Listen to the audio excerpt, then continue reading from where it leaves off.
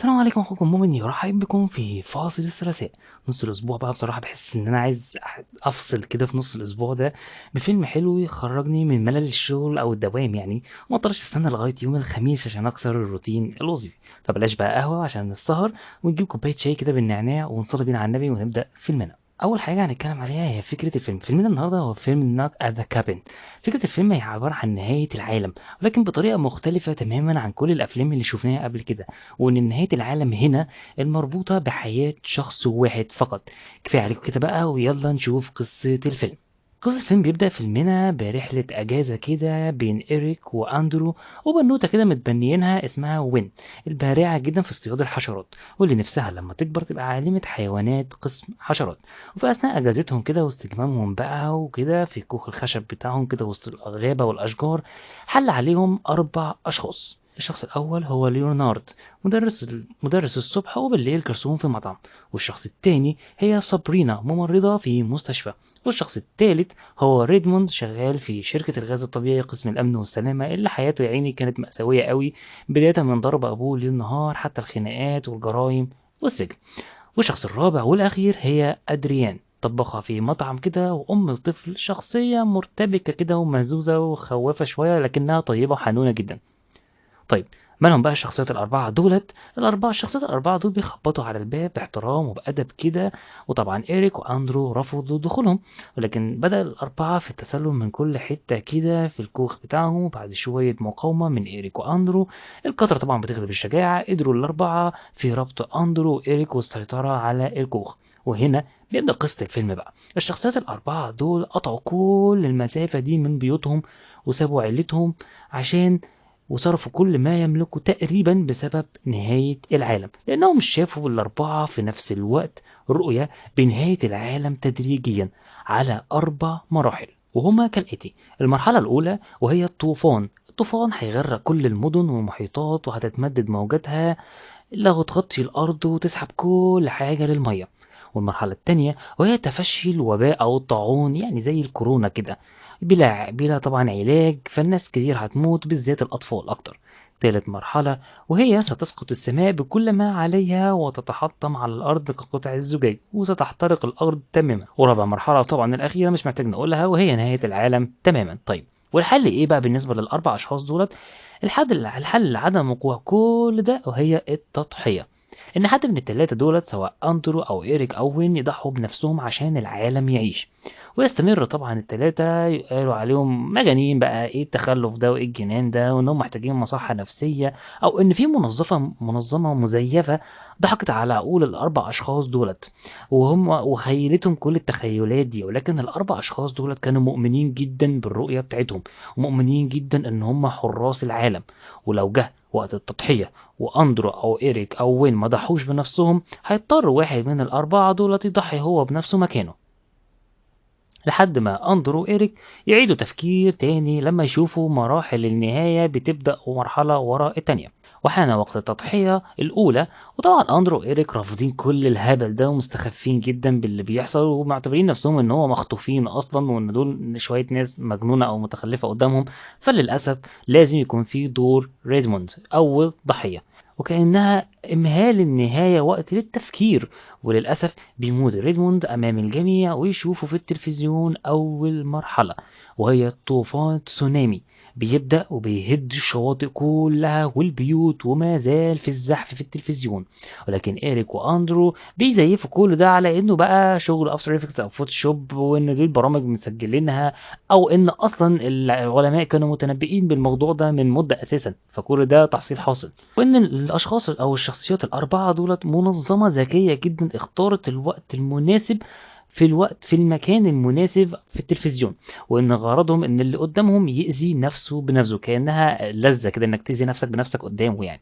وما زال التفكير شغال والحوارات شغالة، ولكن بيحين وقت التضحية التانية. طبعا كالعادة إيريك وأندرو ما زالوا معاندين جدا ومش مقتنعين بكل الهبل ده. وللأسف تضطر أدريان دورها في التضحية بنفسها وبتستنجد بيهم لآخر مرة، ولكن مفيش أي فايدة، وتموت أدريان الأم الحنونة المسكينة يا عيني اللي استنجدت عشان ابنها. ويفتحوا تاني التلفزيون على تاني مرحلة من مراحل نهاية العالم، وهو خبر وباء وباء زي الكورونا كده، عافانا الله من كل شر يا رب. وهو يا عيني بيجتاح وبيخلص على أغلب الأطفال بلا أي تفسير وبلا أي علاج.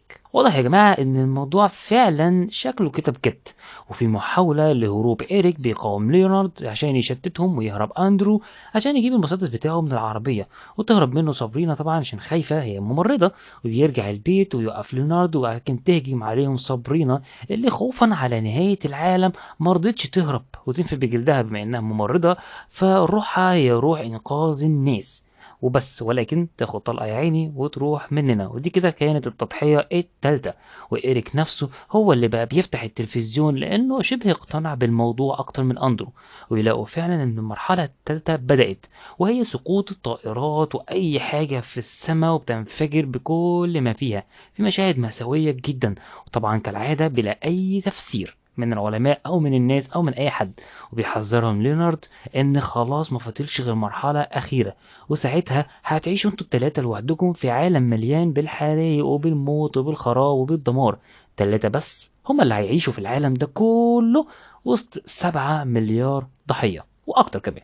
وللأسف مفيش أي اقتناع، ولسه إيريك وأندرو معاندين رغم كل ده. وللأسف ده موعد التضحية الأخيرة والرابعة، هو ليونارد اللي قال لهم من بعدي هتحسوا انكم لازم تختاروا وتضحوا، ولكن متأخر شوية لأن في ملايين كتير جدا يا عيني ماتوا.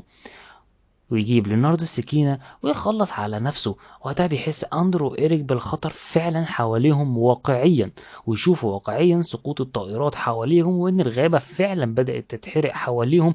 يعني طلع مش شغل فوتوشوب ولا فيديوهات متفبركة متركبة متسجلة، وإن المرحلة الرابعة للأسف فعلا بدأت. وهنا كان لازم حد منهم يختار ويضحي. إيريك فهم إنه جد فعلا، وإن الشخصيات الأربعة دولت مش وهم أو مزيفين، لا دول هم الجوانب الإنسانية الأربعة. يعني مثلا ريدموند هو بيمثل الحقد عند الإنسان، أدريان بتمثل الرعاية، صابرينا بتمثل الشفاء، ليونارد بيمثل دور المرشد القائد. واختار إيريك يضحي بنفسه، ولكن أندرو كان أناني شوية ويخلص إيريك على نفسه يا عيني قدامهم عشان ينهي المأساة اللي بتحصل. وبكده تكون التضحية المطلوبة ماتت أو تمت يعني خلاص. وبياخد أندرو وين ويروحوا وهم شايفين إن الكوارث بدأت تقف خالص بلا طبعا سبب وبلا أي تفسير، وموت الناس توقف تماما. ويتأكد إيريك لما شاف أغراض وشنط الحراس الأربعة ده أو الشخصيات الأربعة دول إن هم شخصيات فعلا محترمة وكويسة ومجتمعين، مش محتالين ولا مجانين، وإن كل ده كان حقيقي فعلا، وإنهم فعلا كان هدفهم إنقاذ العالم من النهاية. وبكده تكون خلصت قصة الفيلم بتاعنا. طيب يلا بينا ندخل بقى على الفقرة الثالثة، وهي أفضل المشاهد. بالنسبة لي مفيش مشاهد مفضلة قوي يعني، بس المشاهد كلها عادية خالص.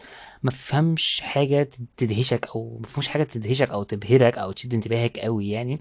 فما أعتقدش إن ممكن أختار غير بس مشهد النهاية كالعادة، وهو فرحة أندرو وين بإنقاذهم للعالم، ولكن بعد فوات الأوان شوية، وإن هو ده كان خلاص أمر واقع إن هما لازم حد يضحي بنفسه عشان الباقي يعيش. وإن البنوتة الصغيرة ويندي فهمت اللي حصل وفهمت إن هي فقدت إيريك خلاص. فيعني شوية كده إنهم غلطوا إنهم اتأخروا في قرارهم جدا، وإنهم اتأكدوا من سلامة نية الشخصيات الأربعة، ولكن طبعا متأخر. وإنهم فعلا جايين لإنقاذ العالم وكده، يعني يكونوا أنقذوا العالم فعلا. طيب ندخل على الفقرة الأخيرة، وهي رأيي الشخصي التي كالعادة ليس له أي قيمة على الإطلاق. وتقييمي للفيلم ده هو بالنسبة لي هو ممكن يكون 5 من 10 بصراحة يعني، أو ممكن 0 من 10 كمان، بسبب دعم الشذوذ والحاجات الغريبة دي اللي بقى مفروض علينا إن احنا لازم نشوفه في أغلب الأفلام. غير النقطة دي فالفيلم ناقصه حبكة كده درامية شويتين تلاتة، يعني مش حاسه قوي يعني. محتاج سيناريو متكلف على الرغم من كفاءة الممثلين طبعا زي باتيستا والناس اللي موجودة، لكن حسيت بملل كتير. وكنت بصراحة بجري حاجات كتير جدا زي مشاهد ذكريات إيريك وأندرو، وإزاي بدأوا من إن هما كان كل واحد كان سوي عادي إلى شخصية كده يعني. مش حلو بصراحة، جريت حاجات كتير جدا فيها يعني بصراحة. مشاهد الكوخ كانت فقيرة جدا جدا في الحوار وفي الأحداث في السيناريو.